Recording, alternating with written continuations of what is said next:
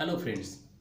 देखिए, इस वीडियो में हम पोर्टफोलियो के बारे में जानेंगे कि हमें पोर्टफोलियो में कौन से रिक्वायरमेंट होती है, या फिर हमें एक स्टॉक अगर सेलेक्ट करना है तो उस स्टॉक में क्या क्या क्वालिटी होनी चाहिए और कितना अपने पोर्टफोलियो के हिसाब से उसमें इन्वेस्ट कितना करना चाहिए। ये सब आप इस वीडियो में हम आगे डिस्कशन करेंगे। ओके, तो चलो देखिए पोर्टफोलियो के बारे में जानते हैं। तो पोर्टफोलियो होता क्या है बेसिकली। जो पोर्टफोलियो जो होता है, देखो अलग अलग टाइप के पोर्टफोलियो होते हैं। जो पोर्टफोलियो मतलब जिसमें गोल्ड भी आता है, लैंड भी आता है, ये अलग अलग टाइप के पोर्टफोलियो होते हैं। लेकिन इस टाइम हम जो बात कर रहे हैं वो स्टॉक मार्केट की बात कर रहे हैं। तो स्टॉक मार्केट में हम इक्विटी स्टॉक की पोर्टफोलियो की बात कर रहे हैं। ओके, तो देखिए पोर्टफोलियो जो होता है वो एक स्टॉक से नहीं बनता है। ओके, तो इसमें हमें मल्टीपल स्टॉक चाहिए। अभी मल्टीपल मतलब कितना, 2 3 4 5, किसी के पोर्टफोलियो में 10 भी होते, 15 भी होते, 25 भी होते। ओके, वो अपने अपने हिसाब से मतलब जितना जो पोर्टफोलियो को मतलब कितना ट्रैकिंग कर सकता है उसके हिसाब से रहते हैं। मेरे हिसाब से सफिशिएंट स्टॉक 25 से 30 बहुत हो गए, और डाइवर्सिफाइड भी होता है उसमें। ओके, तो अभी देखिए दूसरा जो हमारा पॉइंट है जो हमारे पोर्टफोलियो में होना चाहिए, वो हमें जो स्टॉक सेलेक्ट करना है वो लीडिंग कंपनी होनी चाहिए। अब लीडर क्यों, देखो जो भी लीडर कंपनी होगी जो ग्रोथ हो गई उस सेक्टर में, तो पहला वो जो सेक्टर का लीडर है वही ज़्यादा ग्रोथ करेगा। ओके, देखिए एग्जांपल के थ्रू अगर बताना है तो 2 घोड़े हैं। ओके, 2 घोड़ों में एक थोड़ा अच्छा तगड़ा घोड़ा है और दूसरा घोड़ा है वो थोड़ा नॉर्मल घोड़ा है। तो आप किस पे दाव लगाएंगे? आप जाहिर है आप जो अच्छा बलवान है उसी पे दाव लगाओगे ना। तो वैसे ही हमारा स्टॉक भी वैसे ही है कि हमारा जो अच्छा स्टॉक है उसी पे हमको दाव खेलना है। ओके, और नंबर 3 का जो बात आता है तो वो स्टॉक है ना डेब्ट फ्री होना चाहिए। अभी डेब्ट फ्री क्यों होना चाहिए? देखिए कंपनी पे कर्जा रहना अच्छी बात तो है नहीं। ओके, अभी इसकी बुरी बात क्या हो सकती है, अगर कंपनी में कुछ रिस्ट्रिक्शन आता है, जैसे हमारा कोरोना में बिजनेस नहीं चल रहे थे, कंपनियां इनकम जो है वो कम हो रहा था, या फिर इनकम नहीं कर रही थी कंपनियां, तो अगर उनके ऊपर कर्जा रहेगा तो क्या होगा, उनको अपने जेब से ईएमआई पे करनी पड़ेगी। तो ईएमआई से पे करनी है तो अपने जब जेब से पैसा जा रहा है तो कंपनी लॉस जा रही है। ओके, इसलिए जो हमारे पास कंपनी रहनी चाहिए वो डेब्ट फ्री रहनी चाहिए। उसके बाद जो आता है पॉइंट नेक्स्ट, डाइवर्सिफाइड का। ओके, अभी डाइवर्सिफाइड में भी 2 प्रकार के होते हैं। डाइवर्सिफाइड अब मार्केट कैप के हिसाब से भी डाइवर्सिफाइड हो सकता है। जो लार्ज कैप है, स्मॉल कैप है, मिड कैप है, इसके भी हिसाब से आप डाइवर्सिफाइड बोल सकते हो।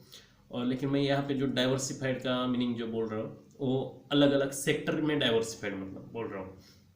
कैसे, देखिए हमें जो पोर्टफोलियो में बनाना है तो उसमें से कुछ कंपनी होनी चाहिए वो आईटी की सेक्टर की भी होनी चाहिए, कुछ कंपनी होनी चाहिए बैंक फाइनेंस सेक्टर की, कुछ होनी चाहिए फार्मा सेक्टर की, कुछ केमिकल सेक्टर की। ऐसा क्यों, मतलब एक सेक्टर की नहीं होनी चाहिए। ओके, क्या होता है इसमें, अगर एक सेक्टर हमारा नहीं चल रहा है तो कम हो सकता है दूसरा सेक्टर हमारा ग्रो करे। ओके, कभी मेटल सेक्टर चलेगा, कभी आईटी सेक्टर चलेगा, कभी फार्मा चलेगा, कभी बैंकिंग चलेगी। हमारा पोर्टफोलियो ना ग्रो करना चाहिए। ओके, अभी और दूसरा क्या हम डाइवर्सिफाइड में बोल रहे थे, हमारे डाइवर्सिफाइड में जो लार्ज कैप है वो भी होना चाहिए, मिड कैप होनी चाहिए और स्मॉल कैप होनी चाहिए।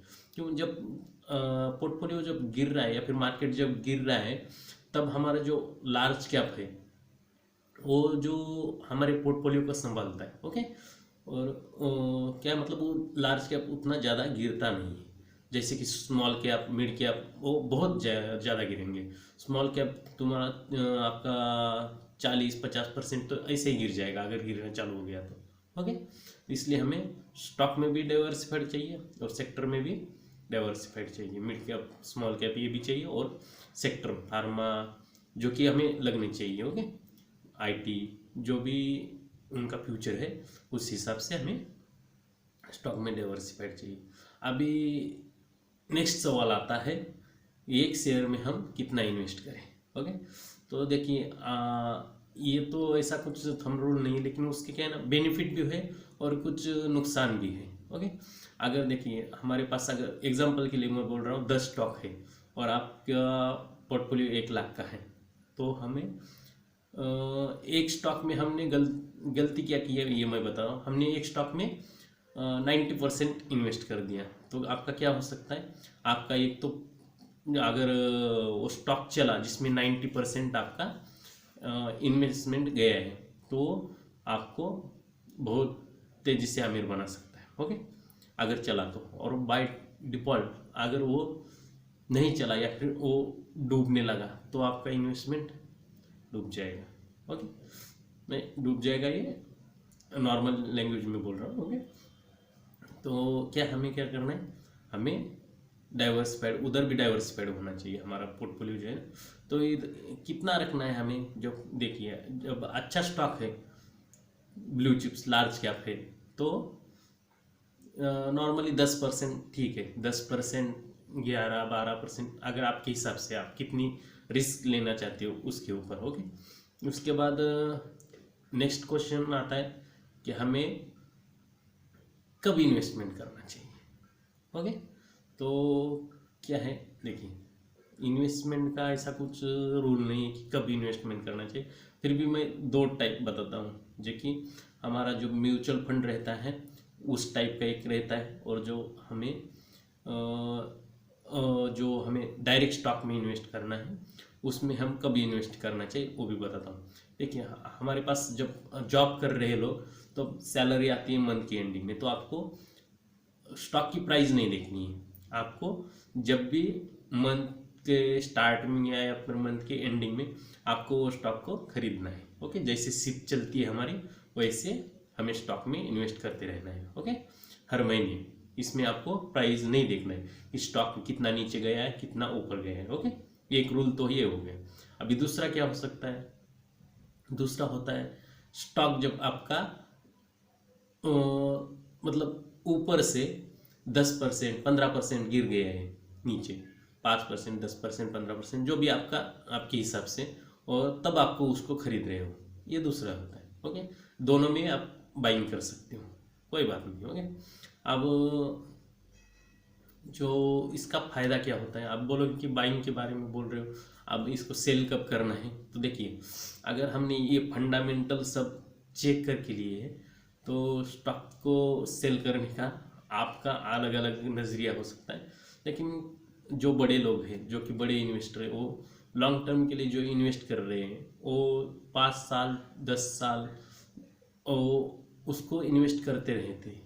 ओके, अब उसका फ़ायदा क्या है, तो उसका आपको डिविडेंड मिलता है आगे, क्योंकि आपने अच्छे लीडर स्टॉक सेलेक्ट किए हैं, ब्लू चिप्स स्टॉक सेलेक्ट किए हैं, तो आपको उसका डिविडेंड मिलता रहेगा। ओके, और जो लॉन्ग टर्म ग्रोथ है वो तो कंटिन्यू आपकी चलने वाली है। तो चलो ठीक है, अच्छे से पोर्टफोलियो बना देते हैं।